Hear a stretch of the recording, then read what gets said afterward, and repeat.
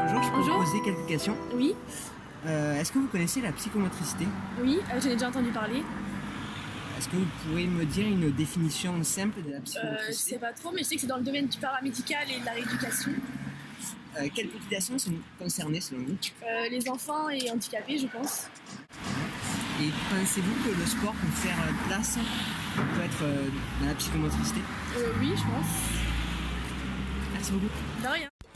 Pour commencer, nous avons choisi d'illustrer nos propos au travers du tennis. Le tennis peut tout d'abord être travaillé avec des personnes atteintes de troubles spatio-temporels.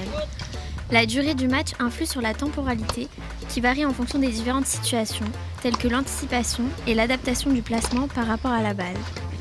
Concernant la notion d'adaptation à l'espace, il faut prendre en compte la délimitation du terrain, qui représente une contrainte spatiale précise et inchangée. Dans ce sport, il est important de savoir s'adapter au rythme qu'impose son adversaire durant l'échange.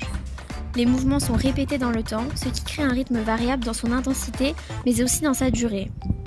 Ainsi, utiliser le tennis comme thérapie permet aux patients de se créer des repères dans le temps comme dans l'espace. La psychomotricité se fonde également sur la notion du mouvement, notamment en service. Ce dernier établit une dissociation entre le haut et le bas du corps, ainsi que la rotation du buste avec celle du bras. La coordination s'observe également dans l'adaptation du geste par rapport au suivi visuel de la balle. On parle alors de coordination oculomotrice. La latéralité s'illustre dans le tennis par la connaissance de sa main forte, de son pied d'appel ou encore de son œil dominant, car ceux-ci permettront aux joueurs de mieux interpréter le monde extérieur et donc de mieux jouer. Notion fondamentale en psychomotricité, la proprioception tient également une place centrale au tennis et en fait donc une pratique intéressante en thérapie. En effet, il est nécessaire d'être en équilibre avant et au moment de la frappe de balle, dans un souci de précision. Enfin, travailler sa motricité globale au tennis est possible. Il est important de savoir que les joueurs ayant un tonus plus élevé ont tendance à se blesser et à faire plus de fautes, car ils ont du mal à adapter leurs mouvements au plus juste. C'est pourquoi réguler sa tonicité en fonction du coup de l'adversaire en ajustant volontairement son tonus dans sa prise de raquette est important.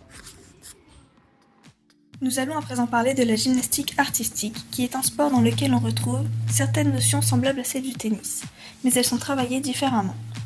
La gymnastique permet notamment la prise de conscience de son corps et permet de développer une puissance musculaire, ainsi que la vitesse et la souplesse dans les mouvements à effectuer et nécessite aussi un travail sur la latéralité.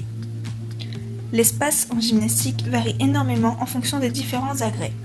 En effet, le sol par exemple est délimité par un espace assez grand permettant plus de déplacement et de mouvement et mettant en jeu l'ensemble du corps. En revanche, la poutre demande une adaptation spatiale de par son espace restreint et sa hauteur qui engendre une augmentation tonique au départ. Cet agrès sollicite plus les jambes, bien que les bras y jouent un rôle. L'entraînement et la répétition sur cet agrès sont très importants, permettant de mieux réguler son tonus afin d'effectuer au mieux les mouvements et de moins les appréhender. En gymnastique, on retrouve le concept de temporalité.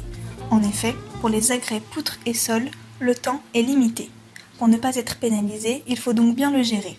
Afin de maîtriser les éléments, on retrouve également la notion de temps, car cela demande de l'apprentissage et de la répétition tout au long des entraînements. Le rythme est également important, notamment au sol, du fait de la contrainte musicale. Il faut en effet s'adapter et être en phase avec le tempo. Les mouvements en gymnastique demandent de la coordination et dissociation entre le haut et le bas du corps, ainsi qu'une coordination oculomotrice. Certains éléments demandent également d'avoir un bon équilibre. On parle ici de motricité globale. Enfin, en gymnastique, certaines personnes effectuent des représentations mentales des mouvements à effectuer pour visualiser comment et dans quelle direction les faire. Ces deux sports pourraient être proposés à des personnes porteurs d'handicap. En effet, ils permettraient de favoriser la socialisation, de donner du plaisir et de la confiance afin d'acquérir une meilleure estime de soi, améliorer le bien-être et l'épanouissement de la personne sur le plan physique et mental, rendre la personne actrice de son activité, conserver et améliorer son autonomie, garder et développer ses capacités motrices, développer les fonctions cognitives, psychiques et mentales, ainsi que développer le goût de l'effort.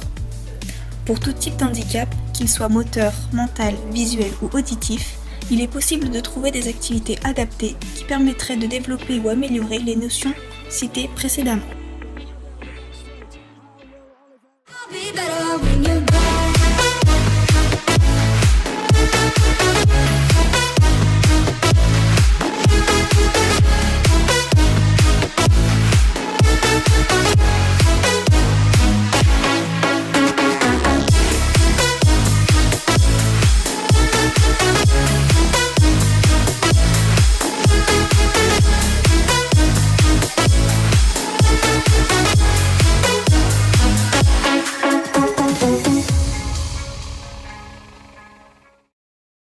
Allez, go.